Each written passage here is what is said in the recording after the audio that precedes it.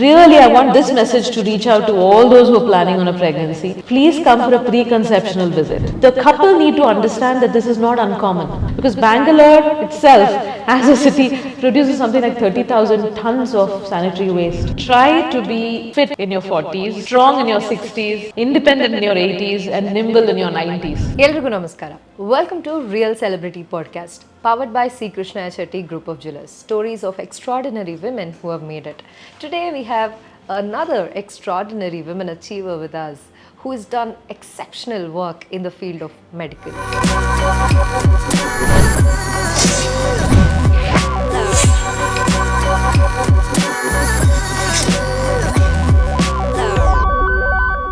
So let's welcome Dr. Aruna Muralidhar. Hello doctor, how are you? Hi Spoorthi, I'm fine, thank you. It's really nice of you to have me here today. My pleasure, doctors. There's so much to know from you, and we're going to talk about your journey. We're going to talk about career in the medical field. We're going to talk about issues that's happening with women's health today. So this episode is going to be something which you shouldn't be missing, because wealth is success. Because today everything boils down to health. You know, if you're healthy, then you can do anything. Even if you have everything, if you don't have good health, and it makes no sense. Zero. Right? So I have an amazing person with me who can share extraordinary, insights in terms of women's health with us. So how are you, doctor? I'm fine, thank you very much. I've been having a slightly busy day, but glad to be here with you. Thank you so much for making time and coming and being a part of Real Celebrity Podcast. You have been an awardee at Karnataka Women Achievers Awards last year in the category Excellence in Medical Field, and it's such a nice honor to have you here in my podcast. Doctor, to begin with, let's quickly go back to your childhood and little bit about you. Where were you born, parents and all of that? So if you can quickly tell me all that. I belong to a middle class Brahmin family. My parents originally are from the West Godavari district in Andhra Pradesh. Okay. And my father moved here following his engineering, and he started off in the IIT Madras and then became an assistant professor in Indian Institute of Science. Okay. Following which, of course, and my initial schooling and my college have all been in Bangalore. So I'm a second generation Bangalorean, because I'm a true Bangalorean in spirit as well. So that's how my early, childhood was. Remember the times I spent in IIC, which is still beautiful. Such a lot of greenery, the old Bangalore. Nostalgia is all there. Okay. So spending time amongst scientists and professors in the engineering, the institute, really sort of inspired me in many ways. And my early schooling also was in IISc, in the central school, the Kendriya Vidyalaya Indian Institute of Science. Okay. So obviously there were a lot of children who were professors, children's and army background and all that. So I think I owe a lot to my school for a very strong foundation. Which Kendriya Vidyalaya? Kendriya Vidyalaya Indian Institute of Science. So okay. There's a school within the institute. Okay. So we had children from the central government, employees usually study there. So there were army backgrounds and professors and staff from the Indian Institute of Science. So there was a lot of inspiration and motivation around.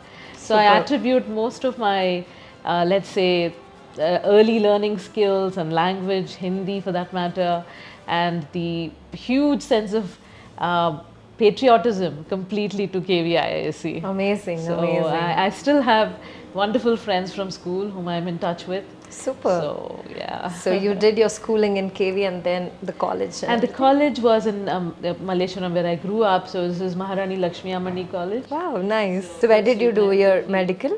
The medical college was in Vijayanagar Institute of Medical Sciences, which was earlier called Bellary Medical College. It was one of the government colleges in Karnataka. And there were very few then. This was in 92, 93. So there were very few colleges, medical colleges. Now there's a college at every nook and corner in Karnataka. Yes. But to secure a seat in a government medical college required a certain amount of, study and focus. True. I went to Bellary Medical College. Made a lot of friends for life there. Okay. It was a hostel life, just let's say, venturing out of home. The hostel life and medical colleges are quite contrasting, you know. I mean, the other hostels are different, but a medical school college. Well, I think medical school, college, I mean, the hostel is 5.5 years of friendship. And you go when you're about 16, 17. I went there when I was 17. And from 17 to 22, 22 and a half, you are with a certain set of people. And they influence your entire life, right? I mean, you make friendships which are very, still remember our New Year parties and the whole lot of, let's say, I think the colleges now do not have that kind of camaraderie. Somehow I don't see that happening. Okay. Whereas we bonded really well. We would give farewell parties to our seniors. We would do a lot of cultural programs during every festival. And there was a lot of intermedics. So we would visit Mysore Medical College, Mangalore Medical College, Manipal Medical College to, just to participate in competitions. And so we would just hire a tempo traveler and get along. So it was fun. Okay, that's amazing, amazing. I was really, really keen on about, especially with this episode, where we speak about women's health. I think giving birth is the most beautiful experience and the feeling that any woman can have. And being a mother itself is a very divine feeling. And that feeling cannot be compared. You've written a book about pregnancy as well. So could you tell a little bit about that book? It's sort of, I would say it's sort of a COVID baby because I started researching on that book during the COVID times, because that's when I had some time at hand. It's called 9 Months, The Journey of a Lifetime, because it is a journey of a lifetime for the mother and for the baby, right? So this book is 9 months and it has 9 chapters. Okay. First chapter starts off with how exactly that particular egg, that particular sperm fertilizes that egg. What are the processes, the beautiful processes, and how genetics influence, how epigenetics influence, what exactly is happening inside. All these things in the first few chapters. And then about the mother's journey itself, what are the problems, the symptoms that she faces. Signature signs like nausea, vomiting, what can she do about it? So that's the second chapter. And then about what we do as obstetricians to help these ladies. So it's all research based and entertaining at the same time. Yeah. And then it goes on to labor and delivery, and then breastfeeding, and how the mother sort of needs to look after herself. There's also a chapter on Ayurveda and pregnancy. Interesting. So, yeah. Very nice, very nice. So, doctor, now let's talk about women's health. We women are not as healthy as we should have been, right? Especially someone of my age who's in 30s, 40s, or wherever it is, even the young girls in 20s. What health state, the women used to have earlier, maybe about like 15 years ago, 20 years ago. It's not the current state. It's becoming worse and worse and worse. What do you think is a core reason for this? You're absolutely right. We are not the same engines as our mothers used to be or our grandmothers used to be. Our internal machines, engines are really not that strong, right? So firstly, it starts right from their pregnancy, where fetus is in the mother's womb, right? What the mother does during her pregnancy matters a lot to that fetus. So if that fetus is a baby girl, if the mother, say, has gestational diabetes, which is high sugar levels in pregnancy, or has a lot of stress during pregnancy, or is exposed to, let's say, pollution or what we call endocrine disruptors, which are like microplastics and plastics, that itself will have a huge influence on that baby inside.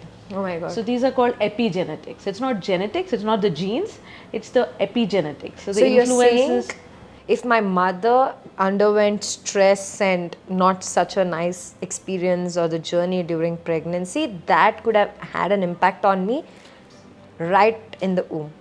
Absolutely. Oh my God. Okay.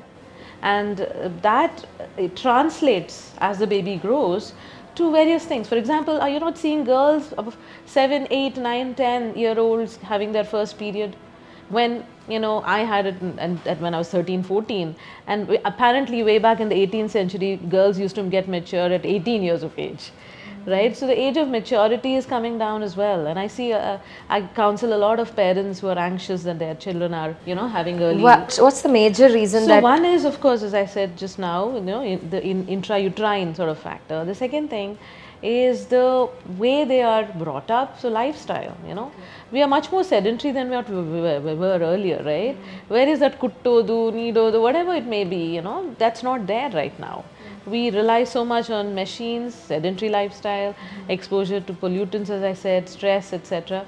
So the children as well are not as active as they used to be. I mean, most of them are sitting at home and relying on videos and and I stuff don't like even that. remember that last time my daughter went out, played some cricket or badminton, and in the road where it used to be like a common thing for all of Absolutely. I us, going out. We used to play at Lagori and gilli danda and going out whatnot at on the 4 o'clock and roads. coming back at 6 o'clock was a mandatory thing. And we were like, okay, we will study if we are let out to go these 2 hours. True, I know. So that outdoor unscheduled, or what shall you say, unscheduled play is not there. Scheduled activity, unless we parents make them do it, they're not going to do it. For example, what I mean by scheduled or structured activity is 1 hour of badminton or 1 hour of swimming or 40 minutes of swimming, whatever it may be. And that activity is also something which we have to put them into classes for, right? Otherwise, they don't have that sort of even places to play. Like, where are the grounds and parks that we used to have? The road is impossible. Maybe apartment complexes. So that's one factor. Second thing is late nights, mobile use, even for youngsters like 20s and 30s and all that. Netflix and all these, let's say binge watching. And sleeping at 1 a.m., 2 a.m., 3 a.m. The regularity in terms of food, meals, sleep, uninterrupted 7 hours of sleep, nobody is sort of getting that, right? Or even regularity in terms of exercise is missing big time in our lives, right? And the third thing is, where's the walks? I mean, we used to walk down to the store or to the park or the libraries. That's not there as well. The fresh air is no longer there. And I don't know to what extent adulteration is causing trouble. We don't know what we're eating, right? We don't know what we're drinking. The water, Kaveri water and the Hale TV, we have our RO filters and all that. But to be honest, we really don't know what we're drinking. And also microplastics, as I said earlier. Even those cups, the paper cups which come with a plastic lining, bisi coffee adral haktare, and then that itself, leaches out some plastic, which can cause a lot of changes in the hormones and can be carcinogenic, which is cancer producing. So, all these things are being consumed without any, absolutely no idea of what they might cause, right? And so that could be one of the reasons. The other challenge you said about women's health is, when I said early menarche, second thing is late pregnancies. That's nobody one of the wants biggest challenge today. Absolutely, nobody wants to get hooked or get married until they're either settled in their careers, or they find Mr. Right, the so-called Mr. Right, and or they want to push pregnancy until they're into late 30s, and then they suddenly realize that the alarm bells are going off. And I see a lot of women in the late 30s, early 40s planning for a pregnancy at that point of time. So I think that's again another big issue, which is a big challenge, right? And as you rightly said, PCOS, right? Polycystic ovarian syndrome is also a hormonal condition, which is affecting nearly 25 to 30% of my patients, and they all come with various problems: physical problems, ugly, mental health problems, ugly, just putting on weight, unable to lose weight, and that affecting their quality of life, their productivity. Everything goes for a toss. Everything is interlinked. I mean, I've been seeing this. If you're talking to 5 women, at least 3 women are saying that they have some issue, especially PCOS.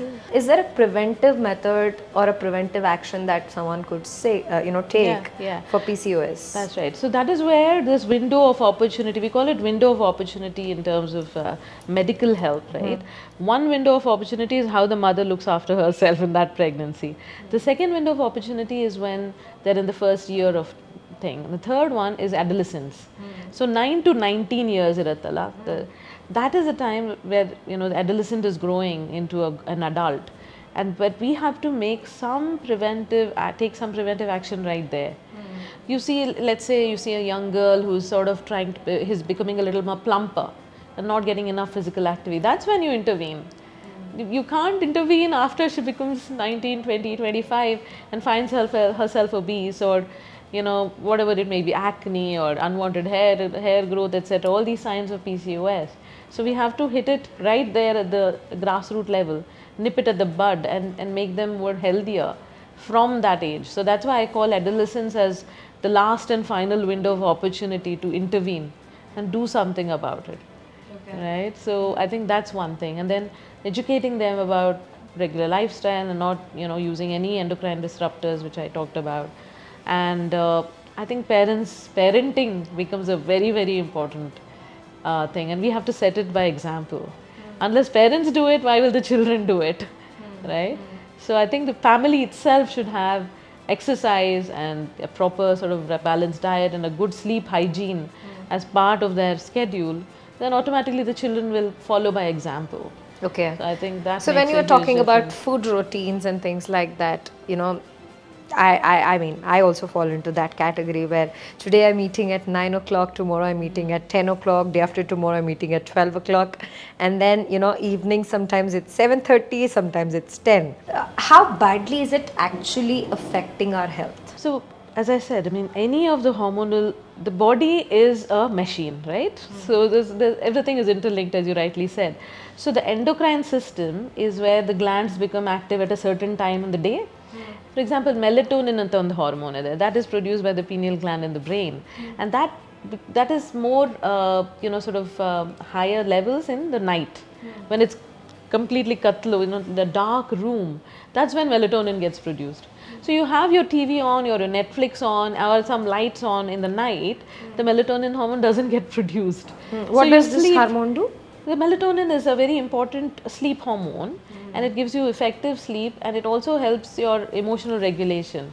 So if melatonin is not there, then that can lead on to long-term problems, depression, anxiety, PCOS, and fertility problems, stress-related problems, anything for that matter. So nighttime screen time is a very bad thing that you're doing to yourself. Absolutely, yeah.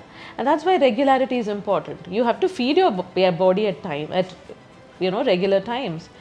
Intermittent fasting, yes, I know there's some scientific research backing it, but for some reason I believe that the body needs its regular fuel, and it requires its regular sort of let's say revving, like a machine revving. You have to give it regular exercise, and that's when it's going to work at its optimal level, right? So the food. So what's hygiene, your suggestion on food timing? Whatever you're used to as a child, like your 8:30 or 9 o'clock breakfast, then maybe a small snack at around 11, then your 1:30 lunch, and then probably 7:30, 8ish. Before 8, if you can finish your dinner, that would be good, right? And then make sure you get about 30 to 40 minutes of exercise every day. And I also talk about a smart plate, right? So one tatteyalli ardhakarda tarkari soppu, kaal bhaga kalu bele or non-vegetarian or whatever, protein, right? And kaal bhaga matra carbohydrates. So this is something that I tell everybody I meet, to what extent, whether it is... So divided into 50%, 25% and 25%. So yes. 50% is a lot of greens. Greens and veggies, right? Okay. Fruits also may come into that proportion, right? And quarter plate protein. Quarter plate protein, okay. Vegetarians, South Indian vegetarians, we hardly get any protein. Maybe sometimes, the kalu, okay, that's protein. But otherwise, that pili, bele, saru is not protein, right? So you've got to get some egg or some, dairy or paneer or soya. Because protein, we're all very, very protein deficient. Ones who are vegetarian, I'm talking about, right? Non-vegetarians, of course, can get a good amount of meat. And quarter plate matra carbs. And again, carbs only whole grains are better. Like in the sense, let's say, when I say whole grains, it is more of unpolished stuff. Right. Perfect. I have a very contradictory question where women and pregnancy is something which is debated a lot these days. A lot of women also opt for delayed pregnancy. True. And a lot of women are also opting not having a baby. Yeah. And that's become a choice today. Absolutely, yeah. So let's begin with somebody who's just saying, okay, I've just got married and I'm going to delay it. What's the right timing that can say, I know it's a personal choice, but I'm just looking at it your perspective yes. and a logical way of thinking about it, because not many platforms talk this. Yes, yes. You know, there's so much information out there, but getting from right person is very important. Yeah. So what is your message to them? So the first thing is, at what age have they got married, right? It could be 35 years marriage. I mean, in the sense, getting married at 35, or it could be, just immediately after graduation marriage, right? So it depends on, firstly, the biological age matters, right? The biological clock is ticking for women. The meaning, what I mean to say by this is, men can produce sperms throughout life, right? Okay. Women come with a bank balance of eggs. We have only a certain amount of bank balance of eggs, although they run into millions. As we grow older, the eggs are getting depleted and depleted. Okay. And the rate of depletion of these eggs after 35 is faster. Does the quality The also? quality also comes down. So both the egg quality and the quantity are coming down faster. For men, it's constant. The No, quality. the quantity is constant. The quality, of course, changes once they reach 50, 60s. But for women, both the quantity and the quality are changing, right? So in general, biologically, if you want to answer the question, anywhere between 21 to 30, let's say 33, 34, something, is when they can, complete their family, one child or two children, whatever it may be, right? So also nowadays I'm seeing a lot of women with low reserve for no reason. What's low reserve? Low reserve, egg reserve. Okay. So the egg reserve is low when we don't expect it to be low. Even a 27, 28-year-old who comes, like, let's say, if either they're coming having tried for 2-3 years and then not being able to conceive on their own, and we just check their ovarian reserve, and that is seen to be very low. So it's not uncommon for me to see this premature ovarian sort of, let's say, insufficiency, where the egg count is coming down further. What could be the reason? Well, we don't know. Again, it could be the environmental factors, right? But this is happening quite often, and we see both the extents. Of course, we see people having a premature menopause, ovarian failure, or people who are having a very late menopause. Also, that also happens. But I'm just saying that biologically, a woman is perfect to consider pregnancy once she's 21 plus until 32, 33. Once you go beyond 33, 35, whatever, then again your egg reserve is going down. Having said what that, could be the complications, having a child after 33? I wouldn't say 33 in particular, 35 plus. So one is, it's not only the egg age, the age of the egg, it's also the age of the uterus, right? So the uterus is the let's say the home of the baby, the fetus, right? So the placenta, how the placenta implants and what's the muscle like, all that matters for a pregnancy as well. So that's one thing. Second thing, they are highly, let's say they have a higher risk of chromosomal problems. So the baby may have genetic problems which are related to the mother's age, right? The third thing is more risk of diabetes in pregnancy, high blood pressure in pregnancy, earlier delivery, like a preterm delivery, or a smaller baby, like what we call fetal growth restriction. These are more common in women who are slightly elderly. I would say not elderly, but a little sort of ahead advanced age. So these are the things that we watch out for as obstetricians, right? So that is why counseling happens pretty regularly for the postmarital check and the preconceptional checks and all that. We have to constantly talk to them about and educate them about these things, right? So these are the issues that can happen. Okay. So many women actually don't even want to consider pregnancy, but they are open to the idea of freezing their eggs, right? So they get the eggs frozen, and if they think of a pregnancy in the future, they can use the egg. Right? That's happening a lot nowadays. And that is okay. But you just were saying that uterus is the home of the baby. Yes. Freezing the egg and then having a baby is okay? Doesn't make sense if once you beyond a certain age, right? For example, a 40-year-old comes and says, okay, I have an egg from, when I was 32. Now I'll need an IVF. Now that 40-year-old is not completely averse to complications. And she will have complications from the aging uterus. Right? So that is the thing, that is a conundrum there. But many women do come for asking for egg freezing because they don't want to consider children. And nowadays, as you rightly said. What's egg freezing? Egg freezing is wherein we harvest the eggs, so you give them injections and all that when they're ready, the eggs are removed from the body through sort of injection, syringing it out, aspiration it's called, and they are frozen in the lab, an Okay. embryology lab. Okay. And when it comes to having a baby later on, they use the same egg for, How long developing. can it be freezed? That depends on labs, but it can be quite a few years, 10 years, that sort of time, right? Okay. So I'm not an IVF specialist. IVF labs will be, dealing with that. So, not having a baby by choice is a different thing, but not having a baby but wanting to have one is a different thing by itself. And this is one of the biggest problem today. Women are trying to conceive. It's 2 years, 3 years, 4 years, and this is not only a problem between a couple, this is a problem between a family. It goes way beyond that. This causes a lot of mental stress, and especially I know for men it's a different pain, and for a woman it's a different pain. And I have personally seen a lot of couples dealing with this in my own circle. When is that they need to recognize this and start consulting a doctor? You're right about it. It's a very sensitive topic, right? And there are, I see couples who've been either trying or not trying. There could be couples who are in a relationship but are not having a sex life at all, right? Or there may be people who are having an active sex life, but for some reason they're not able to conceive, right? So they just keep it under the blanket. They don't even talk about it, right? So I think once a couple has been actively at least 2-3 times a week, right, for a whole year, and they haven't been able to conceive, that's when they need to come for a check. They need help, right?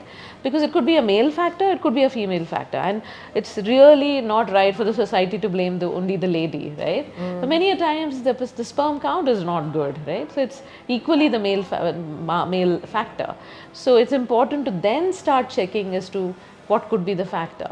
And many a times you don't find a reason at all, because what happens is once the egg and the sperm gets ejaculated, it goes and meets the sperm, fertilizes it inside the body, and then in the tube actually.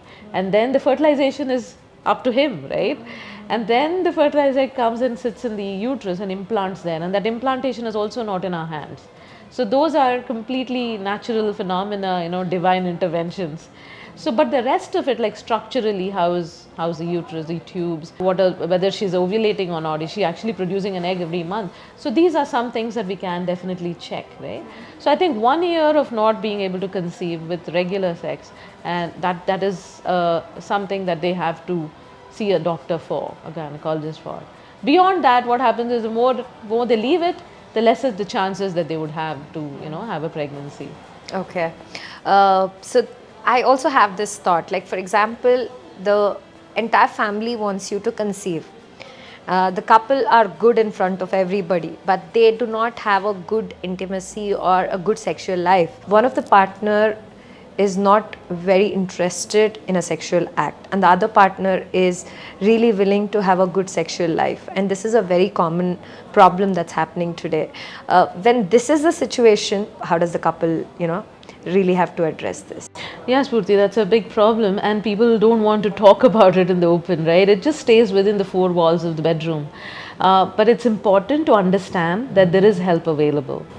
Firstly, I think if it's the woman who's having trouble, then I think she needs to see a gynecologist. Okay. If it's a man who's having trouble, I think he needs to see an andrologist or a urologist initially. Now, there are people who are sort of, let's say, trained or specialized in sex therapy itself, right? Something in the UK where I can deal with such problems. Once it goes beyond a certain level, then they need to see counselors who can give sexual sort of therapy in a different manner. It could be what we call CBT and other things. But the first thing is, the couple need to understand that this is not uncommon, right? They need to understand that this can be very, very common in many couples who don't talk about it freely. So either the woman or the man or both of them, in fact, to be honest, I always wish that couples see me rather than one single individual seeing me. Come to a gynecologist, get everything, deeply looked into. For example, their physical health, their mental health, their background, the current occupation, the stress involved in the career or relationship. or it could be in-laws, or it could be parents, it could be whatever it is. So firstly get a good amount of history, and then examine them for organic causes, you know, like I said, thyroid problem could be an issue, right, where they have low libido. Anemia, where they have low hemoglobin, could be an issue, or it could be an infection, or it could be some pain there because of a certain structural problem. So all these have to be looked into. There's a stepwise management in such situations, and there's help for each of those problems. Okay. So I think they need to first of all come out and talk about it. Only then would we know about it, right? Okay. So If it's discuss it only with anybody. physical issue for the low libido, if it's a physical thing, then you have to meet a gynecologist. Women have to meet gynecologist, and men have to meet anthrologist or a urologist. Andrologist, Andrologist. Okay.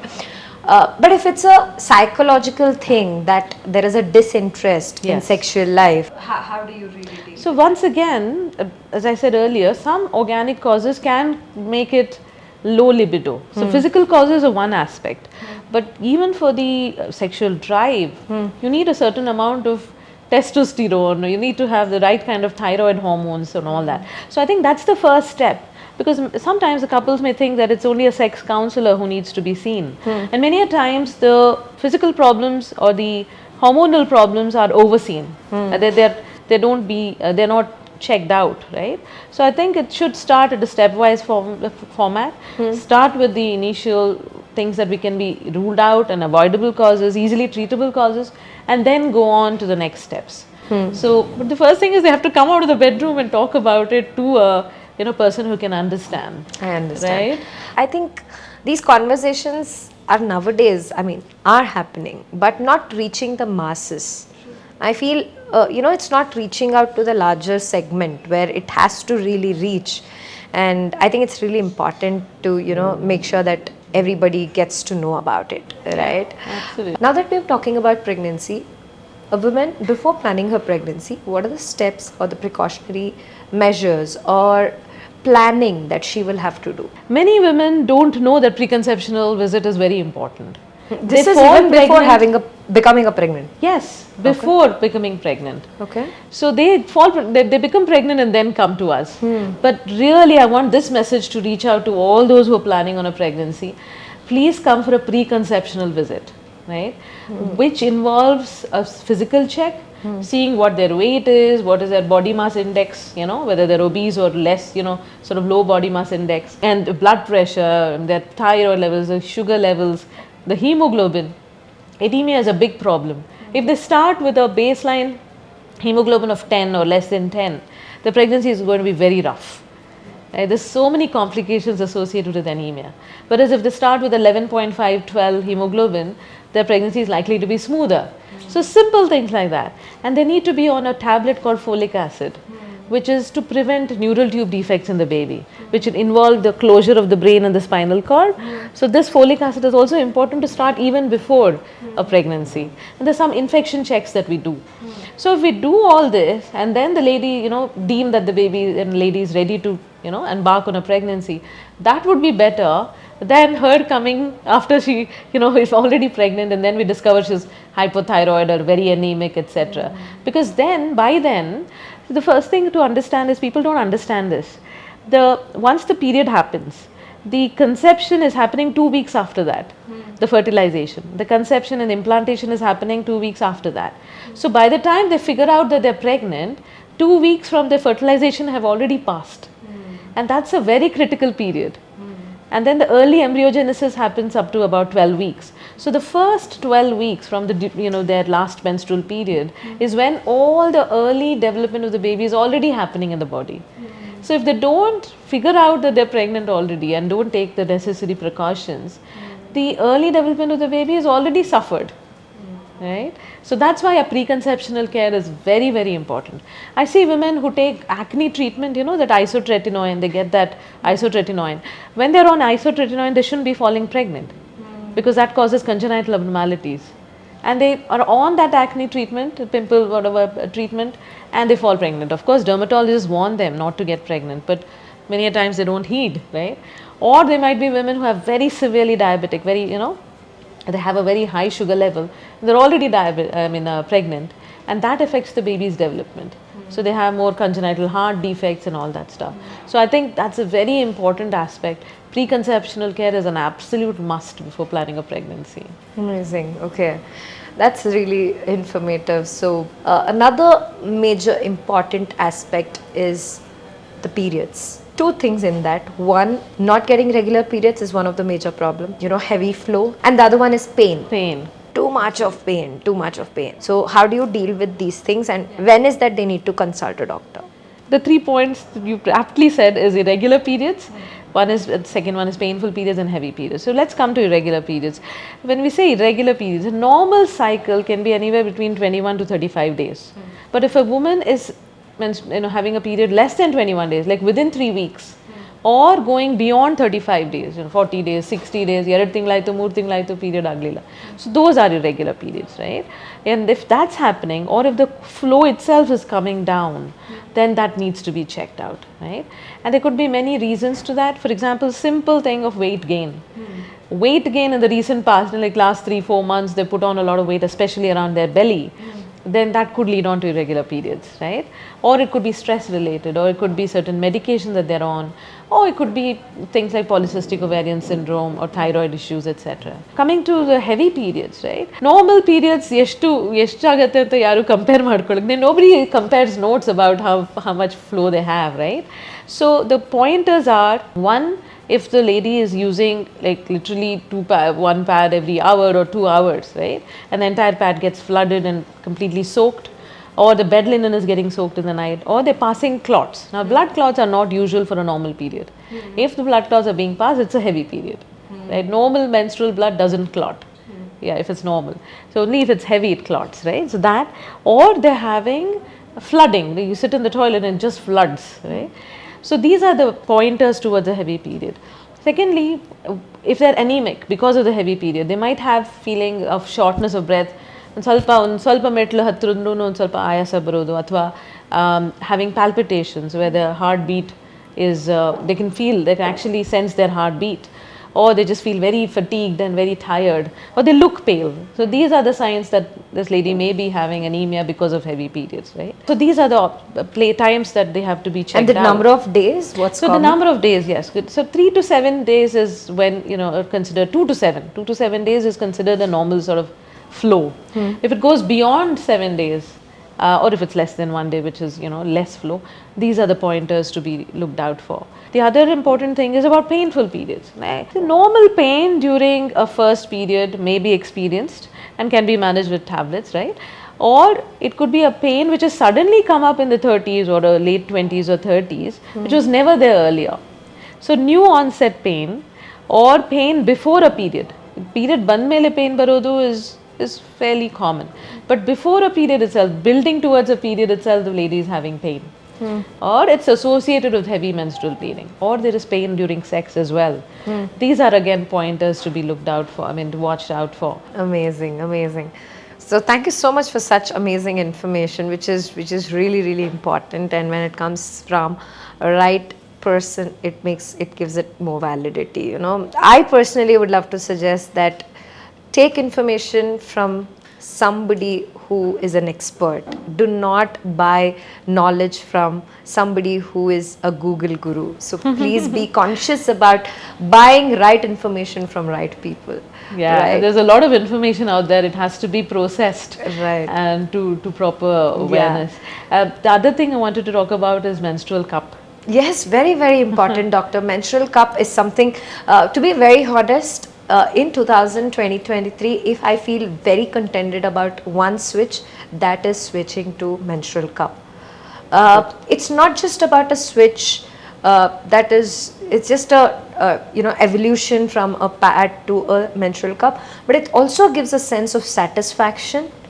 It's a very divine and beautiful feeling that you're away from using those pads which is causing so much harm to the environment. True. You feel really good about it. And this switch probably took a long time for me, but I feel so contented, and I've become a very big voice for it. That, you need to, because there is a very weird, strange fear in every woman who wants to switch from a sanitary pad to a menstrual cup.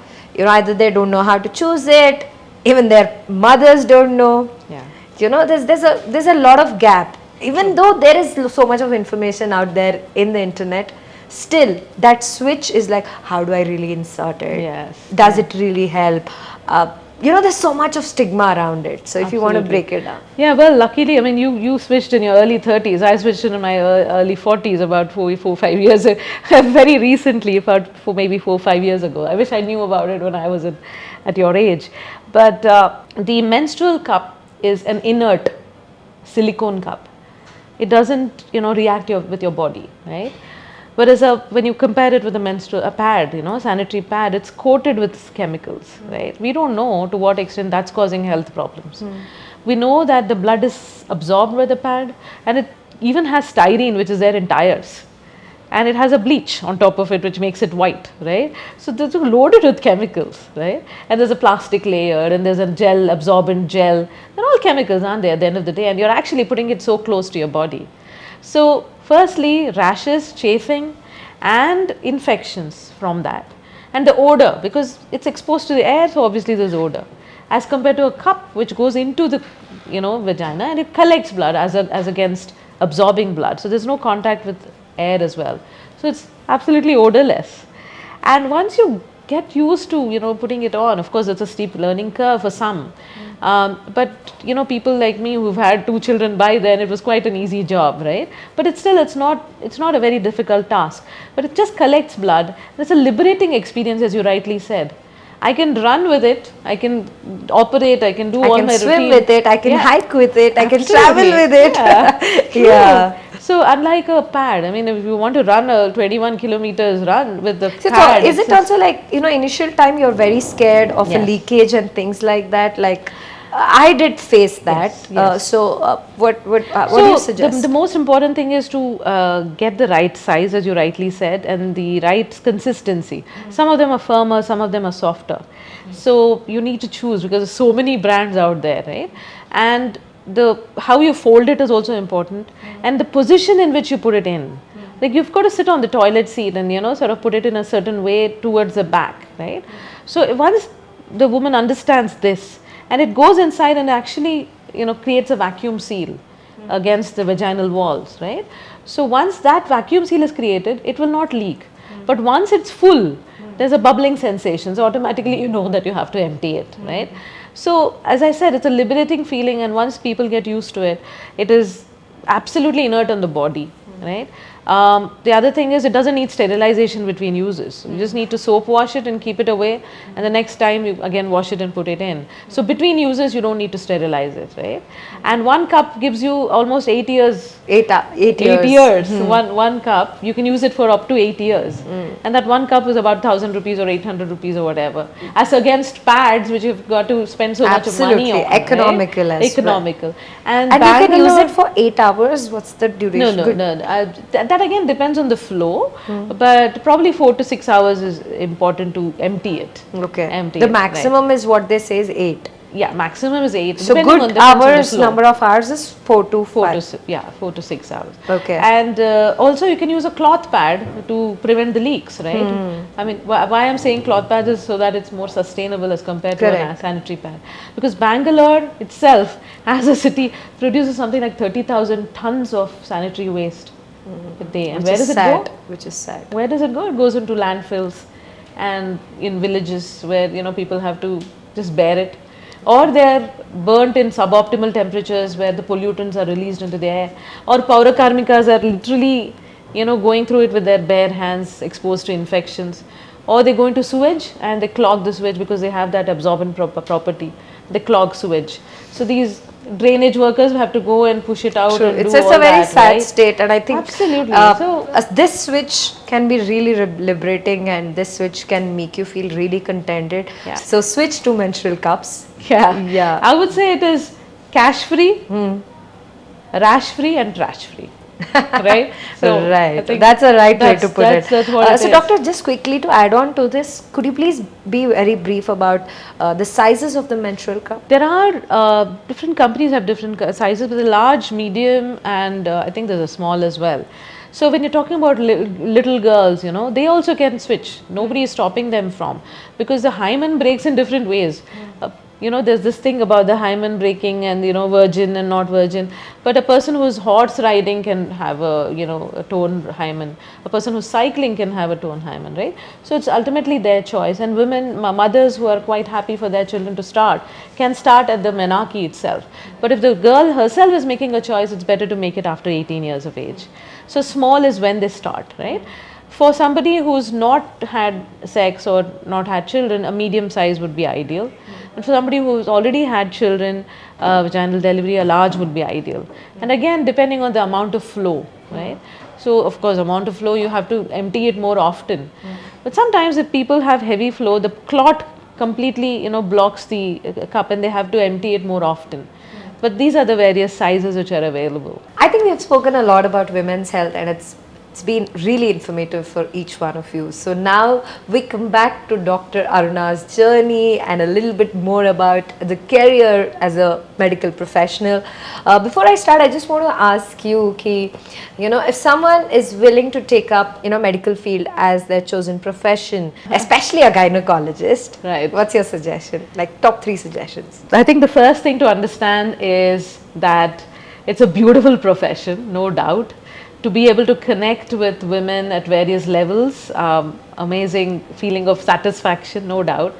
But please do research what are the various sub-specialties available. It could be fertility, it could be high risk pregnancy, or it could be something else like laparoscopy and all that. There's so much of specialization even in that.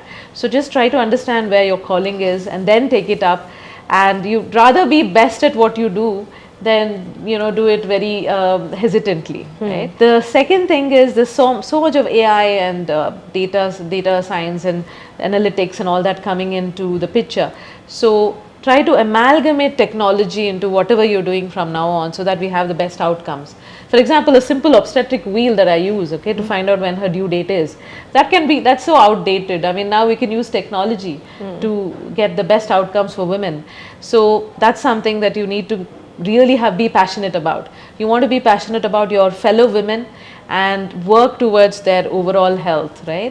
Because India as such, although we've reduced our mortality, maternal mortality from something like 300s to 113 as per the recent statistics, Karnataka has 69 women dying in pregnancy, in and around pregnancy. Kerala is only 19 women dying out of 100,000 people. 100,000 deliveries, only 19 people are dying because of pregnancy complications in Kerala. In Karnataka, it's about 69 per 100,000 deliveries, right? We can do better. We can do better. So I think whoever is taking up gynecology or becoming a doctor, be passionate about what you do. Research more as to how you can do something at the grassroots level. I have been doing a lot of community service as well. So just don't think about your lucrative field and becoming wealthier, but please think about women in different segments of the society and work towards their upliftment as well. Amazing. So beautifully put. Thank you so much, Doctor. It was a great conversation. I personally learnt a lot, and I believe that this episode will be really productive for a lot of women and everybody watching this episode, and hope it reaches a lot of people, especially if someone is suffering. Please do share this video with them, not just because I want views. I'm not really bothered because my segment is completely different. I really want this message to reach out to the right women and send out right information from the experts straight to you, and not through any informal ways, but through a very concrete ways of bringing it out right from the expert is what something which really matters. And right information from the right person is something I really believe in. So I hope this has been very helpful to you, and thank you so much, Doctor. So what's your final message to everyone watching this video? And the second is, what's your message to aspiring women achievers? I think my final message to all the women out there, and generally people out there, is try to be fit in your 40s, 30s, 40s, fit from 20s to 40s, strong in your 60s, independent in your 80s, and nimble in your 90s. That should be your goal, because as Spoorthi first said, health is wealth, and if you compound your health now, nothing else matters, because irrespective of the circumstances, if you're healthy, you can manage life very well. So that's my message to everybody out there.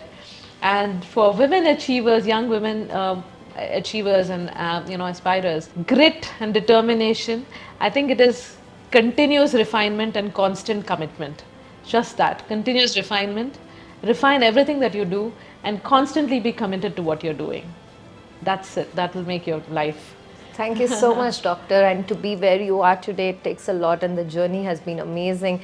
And you really have put in a lot of efforts and hard work to come this far. And I really, really wish all the very best to you. May you help many more women, and may the divine give you the ability to support, and help a lot more women from the grassroots level as well. And I think women like you have to be the spine, and just have to really become that source to send out more power to many more women who is aspiring to do something what you have done. And I have a message for you too, Spoorthi. Yes, doctor.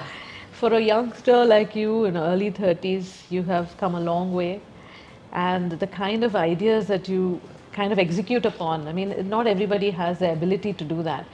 Ideas and building, so houses in the air is different, palaces in the air, but to be able to actually execute them and being a strong team leader, to be able to motivate so many women, to be such a wonderful influencer in the right direction without, asking for returns is something else altogether. So hats off to you and your determination and grit, and way to go. All the very best. Thank you so much, doctor. That means a lot to us. I think we will be determined to do this, and my team has been my biggest strength. And if a lot of you didn't know, my entire team works on pro bono, and they're committed to be here and do it. They just believe in my vision blindly, and many a times a lot of people don't know this.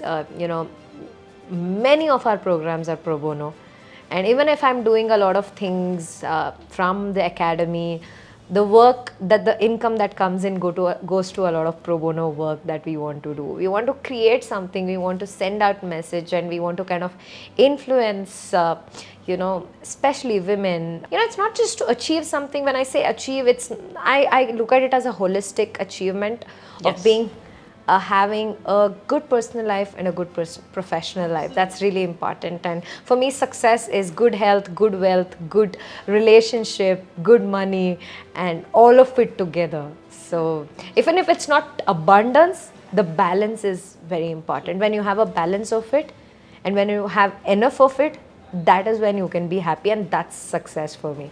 So thank you so much for joining us, and it's really, really amazing having this conversation with you. So that's Real Celebrity episode for you guys, powered by C. Krishna Chetty Group of Jewelers, featuring Dr. Aruna Muralidhar. I'll see you soon with another brand new episode. Until then, stay tuned. This is Real Celebrity Podcast.